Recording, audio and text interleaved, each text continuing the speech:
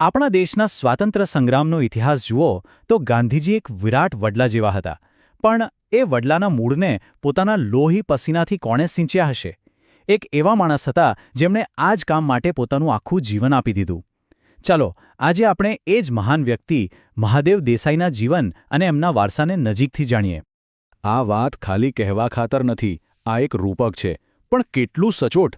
આનાથી જ ખબર પડી જાય છે કે મહાદેવ દેસાઈનું મહત્વ કેટલું હતું. એ ખાલી ગાંધીજીના એક સહાયક નહોતા, ના, એ તો ગાંધીજીના વિચારો અને એમના કામનો એક મજબૂત આધારસ્તંભ હતા.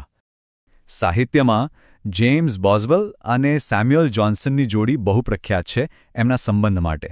પણ સાચું કહું તો ગાંધીજી અને દેસાઈનો સંબંધ એનાથી પણ ક્યાંય વધારે ઊંડો હતો. આ કોઈ જીવનચરિત્રકાર અને એના વિષય જેવો સાધારણ સંબંધ નહોતો. અહીં તો એવું હતું જાણે એક વ્યક્તિ બીજાના મન અને આત્માનો જ એક ભાગ બની ગઈ હોય. એકદમ અદ્વિતીય. તો ચાલો હવે જાણીએ કે આખરે કોણ હતા મહાદેવ દેસાઈ. એમનો જન્મ થયો હતો 1 જાન્યુઆરી 1892ના રોજ. અને એ કોઈ સામાન્ય વ્યક્તિ નહોતા. એમનામાં ગજબની પ્રતિભા હતી અને એમનું ભવિષ્ય ખૂબ જ ઉજળું દેખાઈ રહ્યું હતું. એમનું શરૂઆતનું જીવન જુઓ તો ખ્યાલ આવે. એક શાળા શિક્ષકના દીકરા, પણ ભણવામાં એટલા તેજસ્વી કે મુંબઈની પ્રખ્યાત એલ્ફિન્સ્ટન કોલેજમાંથી ગ્રેજ્યુએટ થયા. એટલું જ નહીં, કાયદાની ડિગ્રી એટલે કે LLB પણ મેળવી. તમે વિચારો, એક બાજુ વકીલાત, બીજી બાજુ લેખન અને અનુવાદનું કૌશલ્ય. એમની સામે કારકિર્દીના કેટલા બધા સારા રસ્તા ખુલ્લા હતા. પણ મહાદેવભાઈના મનમાં કંઈક અલગ જ ચાલી રહ્યું હતું. એમના જીવનમાં એક એવો મોડ આવ્યો જ્યાં એમને આ બધી પરંપરાગત કારકિર્દી કરતાં કંઈક મોટું, કંઈક વધારે અર્થપૂર્ણ કરવાની તલાશ હતી. અને પછી એ દિવસ આવ્યો. વર્ષ હતું 1917. મહાદેવ દેસાઈ એક વ્યક્તિને મળવા જાય છે જે હમણાં જ દક્ષિણ આફ્રિકાથી પાછા ફર્યા હતા. હેતુ તો સાવ સામાન્ય હતો, એક પુસ્તકના અનુવાદ માટે થોડી સલાહ લેવી હતી. પણ એમને ક્યાં ખબર હતી કે આ એક મુલાકાત એમના આખા જીવનની દિશા જ બદલી નાખશે. અને વ્યક્તિ હતા મોહનદાસ ગાંધી. ગાંધીજીની નજર જ એવી પારખું હતી. એમણે પહેલી જ મુલાકાતમાં મહાદેવભાઈની અંદર છુપાયેલી પ્રતિભા અને એમના સમર્પણની આગને ઓળખી લીધી. કોઈ લાંબી પોળી ચર્ચાઓ નહીં, કોઈ મોટા મોટા વાયદા નહીં, બસ એક સીધું અને સરળ આમંત્રણ, મારી સાથે જોડાઈ જાઓ. બસ આટલું જ. અને મહાદેવભાઈએ એ આમંત્રણ તરત જ સ્વીકારી લીધું. પોતાની આખી ઉજ્જવળી કારકિર્દી બધું જ પાછળ છોડીને નવેમ્બર 1917માં એ પોતે અને એમના પત્ની દુર્ગાબેન બંને ગાંધીજીના કાર્યમાં જોડાઈ ગયા. અને અહીંથી શરૂઆત થઈ એક એવી 25 વર્ષ લાંબી સફરની જેણે ભારતના ઇતિહાસ પર પોતાની છાપ છોડી દીધી. તો ગાંધીજી સાથે જોડાયા પછી એમની ભૂમિકા શું હતી? શું એ માત્ર એક સેક્રેટરી હતા? ના, બિલકુલ નહીં. એમનો રોલ એક સામાન્ય સચિવ કરતાં અનેક ગણો મોટો અને વ્યાપક હતો. તમે કલ્પના કરો, એ ગાંધીજીના હાથ, પગ, આંખ, કાન બધું જ હતા.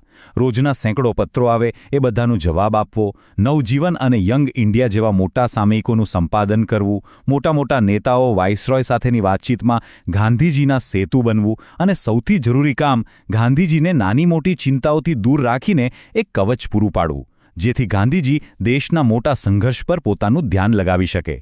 એમનું કામ ખરેખર અપાર હતું. આ વાત હું નથી કહી રહ્યો, ખુદ ગાંધીજીએ કહ્યું હતું. એમના પોતાના શબ્દોમાં, મહાદેવ મારા હાથ પગ છે, મારી આંખ અને કાન છે, એના વગર મારું કામ અશક્ય છે. હવે તમે જ કહો, આનાથી મોટું સર્ટિફિકેટ બીજું શું હોઈ શકે? પણ આ બધા કામો સિવાય મહાદેવ દેસાઈએ આપણને એક એવો વારસો આપ્યો છે જે અમૂલ્ય છે, અને એ છે એમની ડાયરી. એમણે જે ઝીણવટપૂર્વક ડાયરીઓ લખી છે એ આજે આપણા દેશ માટે એક ખજાનાથી ઓછી નથી. અને કેટલી ડાયરીઓ? લગભગ 25 વર્ષ સુધી સતત લખેલી આ ડાયરીના આજે 20 કરતાં પણ વધારે ભાગો પ્રકાશિત થયા છે. ખાલી આ એક આંકડો જ એમની મહેનત અને એમની નિષ્ઠાની સાબિતી છે. પણ આ ડાયરીઓમાં એવું તો શું ખાસ છે? સૌથી પહેલી વાત તો એની સચોટતા. મહાદેવભાઈ શોર્ટહેન્ડ જાણતા હતા, એટલે દરેક વાતચીત, દરેક મીટિંગ શબ્દે શબ્દ નોંધી લેતા. બીજું, આ ડાયરીઓ જાણે ગાંધીજીના મનમાં ડોક્યું કરવાની બારી છે. એમના મોટા નિર્ણયો પાછળ શું વિચાર ચાલતો હતો એ બધું આમાં છે. અને ત્રીજું, આ ઇતિહાસનો જીવંત દસ્તાવેજ છે. ચંપારણ સત્યાગ્રહથી માંડીને ગોળમેજી પરિષદ સુધી બધી જ મોટી ઘટનાઓનું સીધું વર્ણન. અને આ બધું એટલી સુંદર અને સરળ ભાષામાં લખાયું છે કે એને વાંચવાની પણ એક અલગ જ મજા છે. ચાલો હવે વાત કરીએ મહાદેવભાઈના જીવનના છેલ્લા પ્રકરણની. એક એવો સમય જે ખૂબ જ નાટકીય હતો અને એ આવ્યો ભારત છોડો આંદોલન વખતે.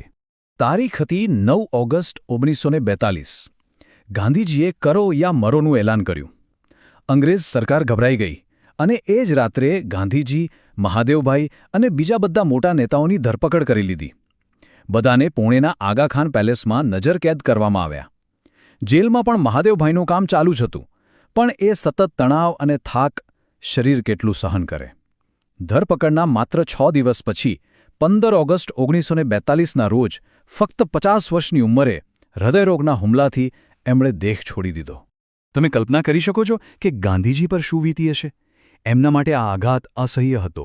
એમણે દુઃખ સાથે કહ્યું, મહાદેવે મારા માટે પોતાનું બલિદાન આપ્યું છે. એના જેવો દેશનો સેવક બીજો કોઈ નથી. આ શબ્દોમાં એમની પીડા સ્પષ્ટ દેખાય છે. અને હવે સૌથી ચોંકાવનારી અને કદાચ સૌથી માર્મિક વાત.